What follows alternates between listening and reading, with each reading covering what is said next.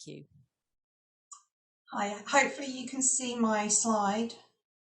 Yes, we can, Anna, thank you. Fantastic. So thank you so much for asking me to talk to you really about a very personal story. It's going to echo Dr. Thompson's talk, really. There's personal stories in this, and I think one of the reasons I've been asked to talk is that I'm one of the converted to one medicine. And there's a slight irony in the title of my talk, Never Work with Children or Animals, because actually now I'm starting to do both.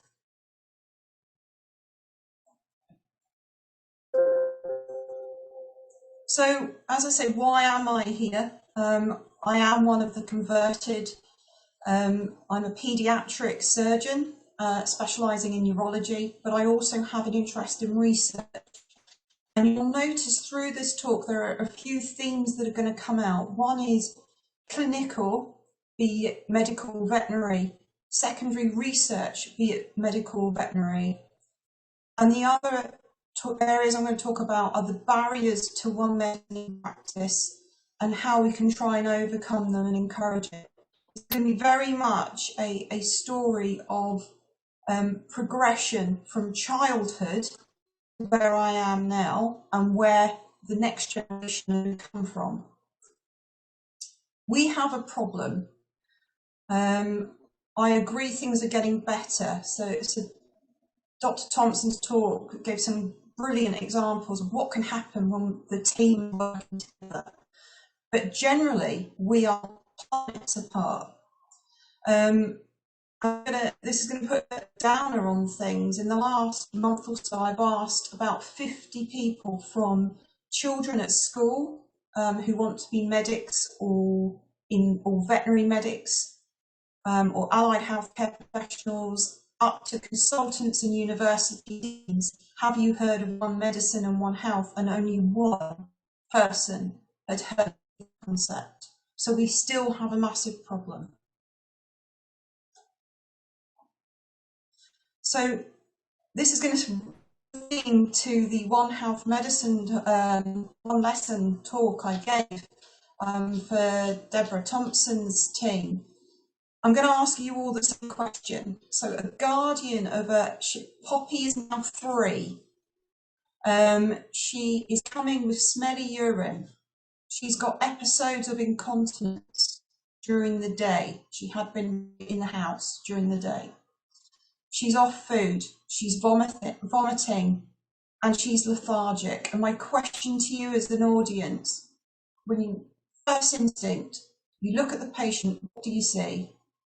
And hopefully a poll should come up on the screen now for you to participate in.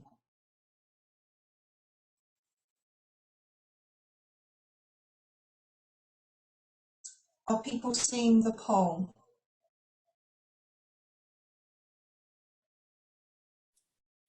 It hasn't come quite up yet, Anna. We're just working on it now. Okay.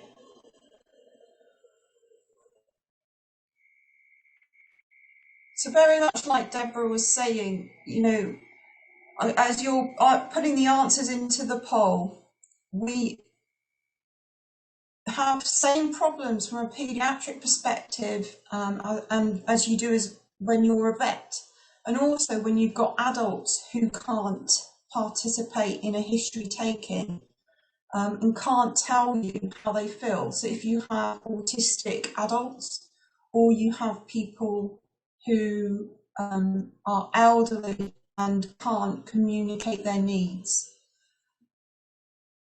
So hopefully there'll be some poll responses coming now.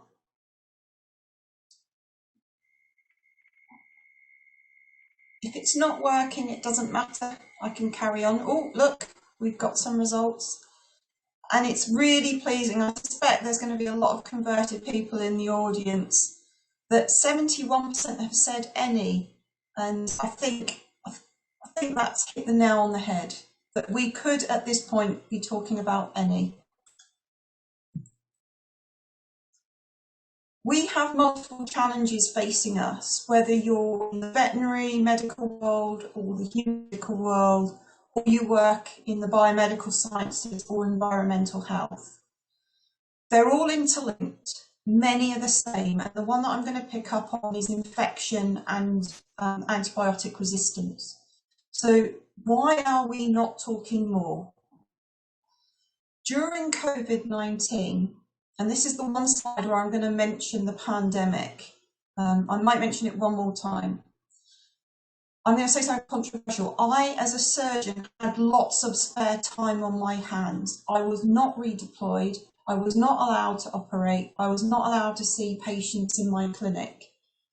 So I spent a lot of the time doing admin and doing research. I also had time to think. I had lots of people asking me about what I thought about the pandemic, what I thought about vaccines. And I thought to myself, well, I only had a very short period of my medical school life being taught about immunology and pandemics.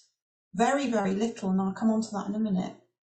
We all start off as young teenagers, keen, wanting to make a difference, wanting to help. Not necessarily just people, but we want to make a positive impact. That's why we end up in caring professions. But as you go through various steps in your career, you become increasingly siloed till you get to the point like me, a paediatric surgeon or urologist, and I'm quite content to surround myself in my little bubble of fellow consultant paediatric surgeons, go to the same conferences where we discuss the same problems, time in, time out, year after year, and never getting any solutions. But it's still nice and comforting. We very rarely step out our comfort zone. And COVID-19 stopped that. We started to cross the borders of disciplines, not just within human medicine, but stepping outside and venturing into unknown territories such as engineering and veterinary medicine. So a lot of this next slide is going to be very similar to whether you're a human medic or a veterinary medic. As a young person, you start gearing your CV, your personal statement, your GCSE and A-level choices towards being in one of those caring professions. You need to be given the right opportunities. And I work a lot mentoring young teenagers who want to be in any of the caring professions, but many of them are disadvantaged by what is offered to them. And I'm going to give you an example. Lincolnshire is a county near me that's got quite a lot of agriculture, but only 50% of senior schools offer triple science GCSE. You're automatically, and this is not going to be politically correct to say, if you're applying for a university place for medicine or veterinary science, if you do not have triple science, you are going to be discriminated against. And it's not fair. You're taking the opportunities to get the right people in from the very start. It's medical school, and you're going to spend 5 to 6 years on average at medical school.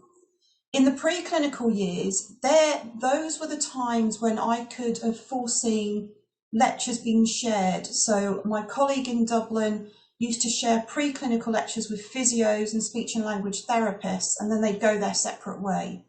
And I'm aware that there are joint enterprises where veterinary schools and medical schools are in the same universities, where they can have lectures together, but it's rare. And it's going to become rarer because universities are shifting to problem-based learning, where you start off with, say, diabetes, and you unpick the physiology, the anatomy, the therapeutics, and it's all encompassed as one problem. So you're not necessarily going to have the ability to share lectures. I wasn't joking when I said medical students take a better history. At this point, they're in that slightly larger silo, and they ask questions like, do you have pets at home? And that gets lost as you become more senior. I had about a month's training in public health medicine at medical school. I didn't remember much of it. I had less than 1 week paediatric surgical exposure because I was lucky enough to work in one of the 27 centres that do paediatric surgery in the country.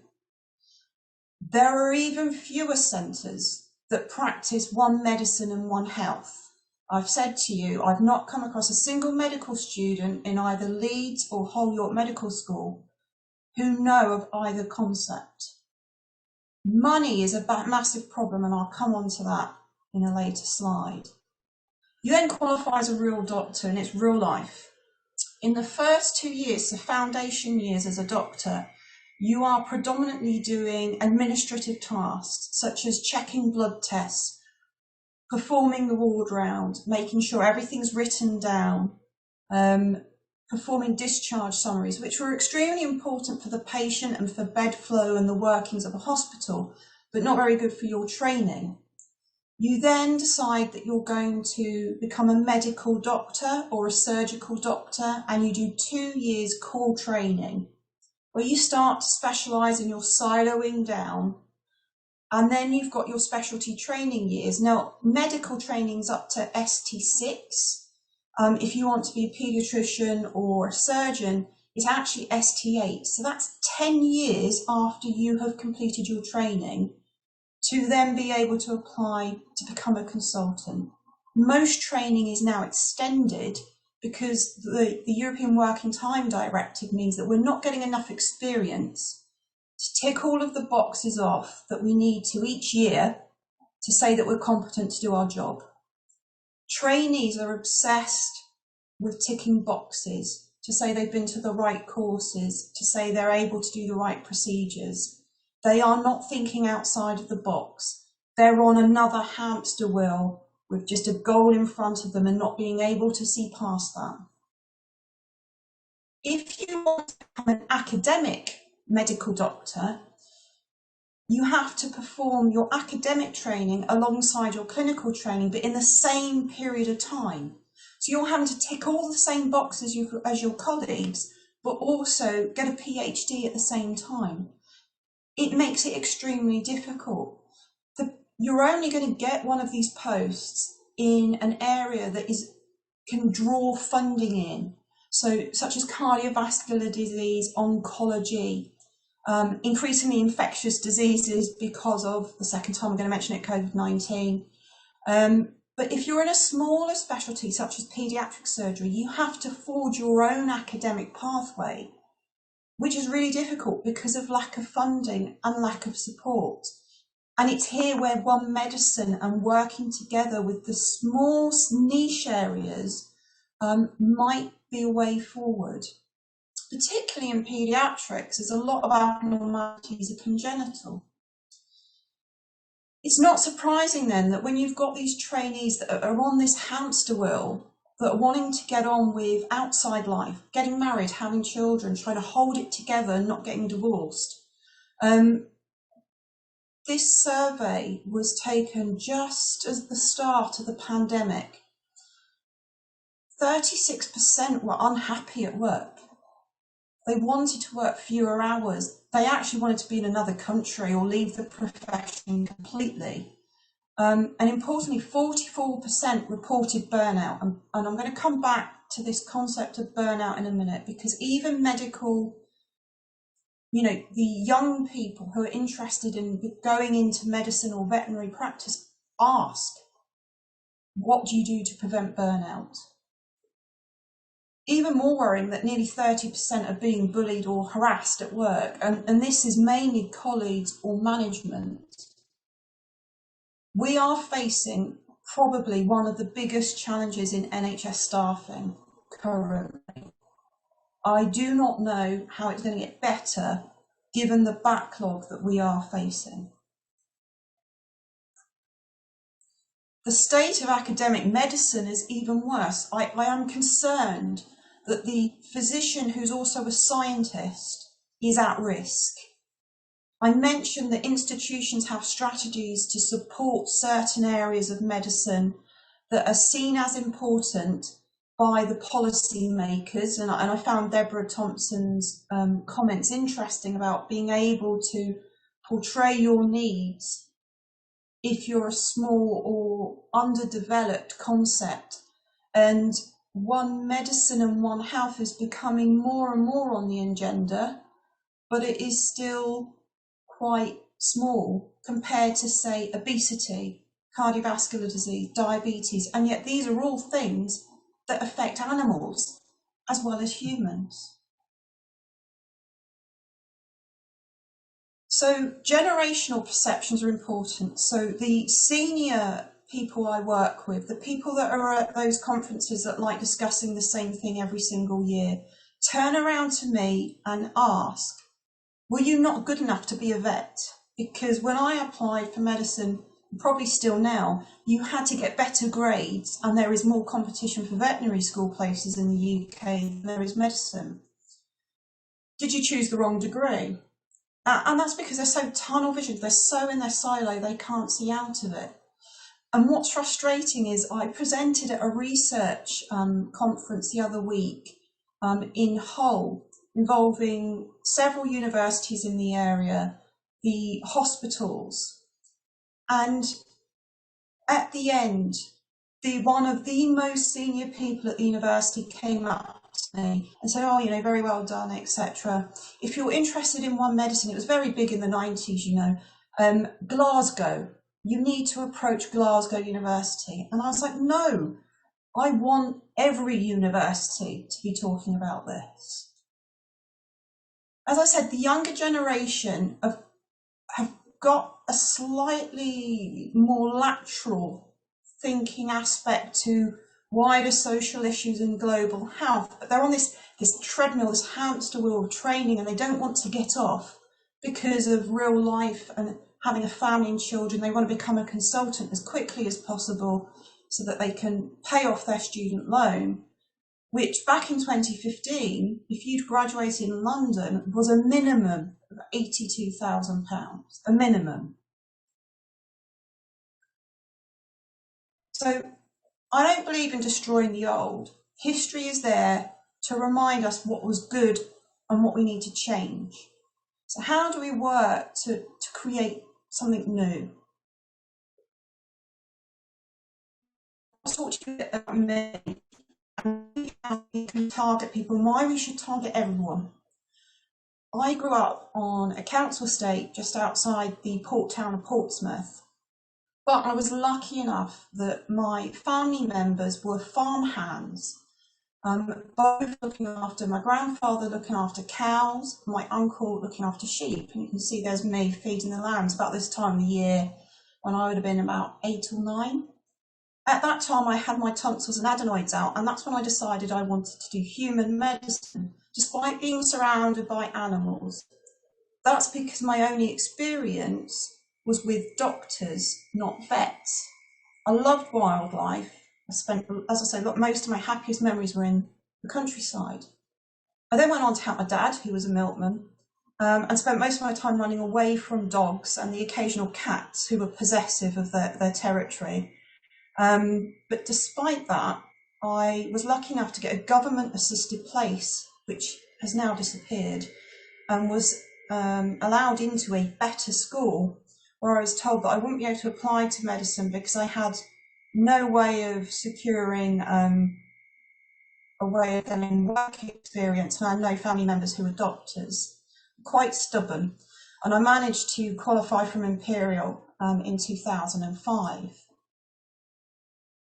took me 15 years to get from that to becoming a consultant. I nearly burnt out, and in fact I did burn out, but my PhD years looking into research and taking time out and really unpicking the basics, the foundations, the simple biology that underpins human and veterinary medicine, I got my mojo back. I've been a consultant since 2020 in 2 hospital trusts, and I'm supported in my research by the medical school. And I'm really grateful for them for doing that. But unfortunately, because of increasing financial pressures, despite me bringing in quite a sizable grant for the size of my specialty and getting ethical approval for they cannot support me past August. The NHS Trust have gives me as an example what happens if a consultant does research in a positive way, but I still don't know whether they're going to be able to support me come August, particularly with the pressure that the NHS is under now to deal with the backlog of patients because of COVID. I see a range of conditions, mainly congenital, involving genitalia. I specialise in spina bifida and how that impacts on the bladder, and I'll talk about that in a little bit in a moment. But also when I'm on call, I deal with emergencies, and that can be trauma to the thorax, that can be a premature baby who's got ischemic bowel. So there's a wide range that I see. But importantly, from a veterinary point of view, I can be dealing with a premature baby weighing 504 pounds. This was my youngest patient, up to 16-year-old who weighs 124 kilos. Again, similar to veterinary practice. And just to go back to this slide, this just example of a job plan. If you look at what is in my job plan for planned activities such as clinics, theatres, MDTs, it comes to 6.5 working days. Now don't worry, I do have some weekends off. A lot of this is done in the evenings. I have my emergency work where I'm on call 24/7 for 1 and 5 weeks. So there's very limited time for me to stop and think about how I can work better outside of my own little bubble. Infections. They're a complex interaction between host and bacteria.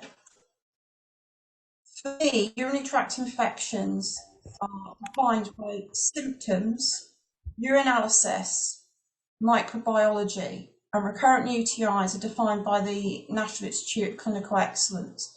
There are lots and lots of definitions out there, but this is just so you know what I'm talking about. It's a massive issue for me clinically. If you think about children under the age of 7, 3% of boys will have had a UTI, and over 8% of girls will have had a UTI, and a third to half of them will have recurrent UTIs, which can cause renal scarring, which has a significant impact on children in later life. The major enemy is stasis, and this will go for humans and for animals. So stasis of urine, either because of anatomical problems, because of blockages, obstruction, reflux, so vesicoureteric reflux. Children can hold on to their urine for as long as they are playing a video game for, and they can have incontinence. But they can hold that urine for so long it will get infected. A neuropathic bladder is where your bladder is incapable of emptying. Because of spina bifida, for example, and constipation is the commonest cause for stasis in children in the UK, because it impacts on the ability for bladders to empty. I'm going to quickly go through some anatomical abnormalities that I see. So reflux, this is an X-ray of dye, it's called a cystourethrogram. As the bladder is trying to empty, it's actually pushing urine back up towards the kidneys, and this causes kidney damage and encourages infection. There's also blockages that can occur as the ureters plumb into the bladder or between the kidney and the tubes at the top. You also get duplex systems, and I've got a slide just to illustrate that next, and what veterinarians will get excited about and what we've really nerded out on when we've met together, ectopic ureters. So a duplex system, you have 2 ureters, one from the top that plumbs into the bladder and is normally blocked by a cyst-like structure called a urethrosil, and then the lower pole ureter, which inserts laterally, and you get reflux into that, and that causes stasis of urine and infections. So we've got a picture on the left, which is from a dog showing an ectopic ureter, and on the right is one of my patients where you've got almost exactly the same pathology, but there's a catheter in the ectopic ureter here below the bladder neck. So this little girl came with constant dribbling at the age of 5. She also came with infections. So spina bifida, as I mentioned, I've learned that spina bifida occurs in particular breeds of dogs. I've also heard it happens in cattle if they're exposed to certain viruses, and that's because of chatting to veterinarians. But it impacts on the bladder, so the bladder can't empty properly, it becomes fibrosed, small, and under really high pressure, and that pushes urine up to the kidney. I've spoken about children who ignore the signs that they need to go to the bathroom. This unfortunately causes a bladder that no longer wants to empty, or a bladder that's got overfiring of signals so that they don't empty completely, but they empty frequently. The other thing we shouldn't forget is host susceptibility. So if you are born premature, whether you're human or you're an animal, you have a naive immune system and you're more likely to get infections. Foreskin's a big topic in paediatrics, and the removal of the foreskin in the form of a circumcision, but you'd need to circumcise 100 boys just to prevent one UTI in the first year of life, so we don't do it routinely in this country. There's also unknown genetic factors, and that will bring me on to my research. But the long-term sequelae of UTI should not be ignored. You lose nephrons, you lose kidney function, and approximately, on average, 38% of children who have had UTIs will have scarring, and they will develop hypertension. So 10 to 30% will develop hypertension. A lot of the children I see are on amlodipine and antihypertensive. They're not adults yet. They've not developed any other comorbidities. So my research was looking at a particular receptor and genetic alterations in that receptor. I've copied the slide. Some of you will realise from last year's talk, because it really did talk to me. I think we have a rodent problem in research. I think laboratory experiments using rodents are very easy to get approved. I'll come on to ethical approval again in a minute. But they do not really relate to real life. So for a long time, we thought that toll-like receptor 4, which causes an inflammatory cascade downwards in reaction to urinary tract infections through lipopolysaccharides on the bacteria, were important. Bad news, because after a lot of research, it was found actually toll-like receptor 5 was probably the most important in humans. It reacts to flagellin in the uropathic E. coli. It launches a similar cascade, but the reason it's important is that E. coli causes about 85% of UTIs in humans. A particular polymorphism, so an alteration in the way that that receptor was coded, is found in about 5 to 10% of the population, but it's found in a higher rate of women who have recurrent UTIs without any other underlying cause. They cannot mount a response to being challenged with E. coli. If it's there as an adult, it has to be there. So one of my topics, my strategy for my project was to take 4 groups: children who had never had a UTI, children who had abnormal kidneys and urinary tract anatomically, with and without UTIs, and those who had UTIs for no obvious reason. So far, we've analysed 53 samples. Remember, I said to you, very small niche area, okay, makes grants difficult, makes projects long, difficult to get numbers. But we've got there, and you can see E. coli predominates. We've got another 59 samples currently being analysed in Newcastle. Next important point, if you have resistant organisms, you are more likely to get scarring. If you have more UTIs, you are more likely to get resistant organisms. Shouldn't be a surprise to people.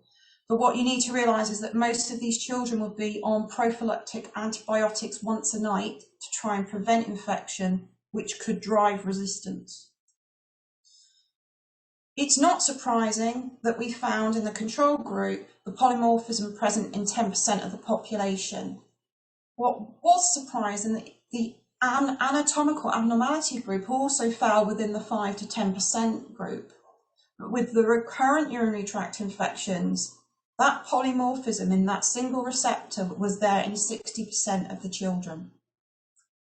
So what? Even if I get big numbers showing that this really is linked to getting recurrent UTIs, we don't have a workable test. I don't know how it is inherited. I don't have a treatment. What are the antibiotic alternatives? Well, interestingly, cranberry-reducing D-mannose. So D-mannose has been subject to the MERIT trial in adults, not children. And that interferes with the adhesions of E. coli and other bacteria to the lining of the bladder, the urothelium. Hiprex, another trial in adults, is a different type of compound which changes to formaldehyde within the bladder. It's been around for a long, long time, but it's come back into fashion. All three of those, so that the first two you can get online to treat urinary tract infections in animals on Amazon. Hiprex is mentioned in veterinary practice. And Lucy Grist's work, fantastic, amazing, interesting, antibiotic phage therapy development, but it's in the early days yet. So where else can we target? How can we make these children's lives better? As vets and paediatricians, we have the same problem. We can't get a decent history. We struggle to get urine samples. If we get a urine sample, we then do a urine dip. That tells you that there's a high chance you're going to have an infection, so you start broad spectrum antibiotics. On the right-hand side here is a typical microbiology result, and that can take 5 to 7 days to come back in terms of telling me what the bug, confirming the infection, telling me what the bug is, and telling me what antibiotics I can give. Unfortunately, I've lost, in my lifetime, 2 children because of resistant organisms. They've come back into the hospital after being started on broad spectrum antibiotics and have died of sepsis. Can we diagnose these quicker? So talking to an engineer in York who does on-chip diagnostics, I've started working with him on a project to design an on-chip diagnostic tool. And whilst he was talking to me about springboarding and these antibiotic resistant genes landing on a cantilever system, I thought about lambs. Remember, the shepherd's niece. Animals and humans, and I started Googling and realised that animals get urinary tract infection, and in fact my dog got a urinary tract infection, so I know this. This is my nephew and his dog Toby. So why weren't we talking? And I found on Google the Humanimal Hub and the Humanimal Trust, and I started to ask a few questions on the forum. I got answers from a few, but not all.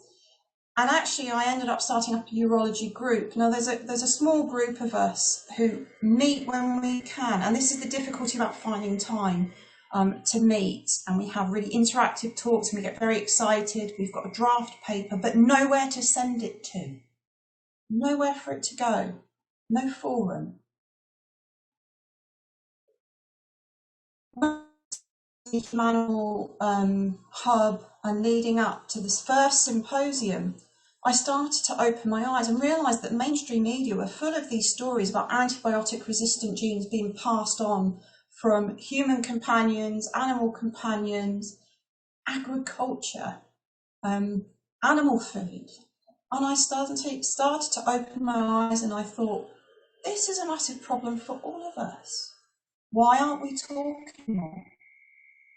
It is more of a problem in the developing countries, and I suspect this is because of the use of antibiotics and the pressure on food for those countries. But also antibiotics will be used and are more available, but the diagnostic accuracy isn't.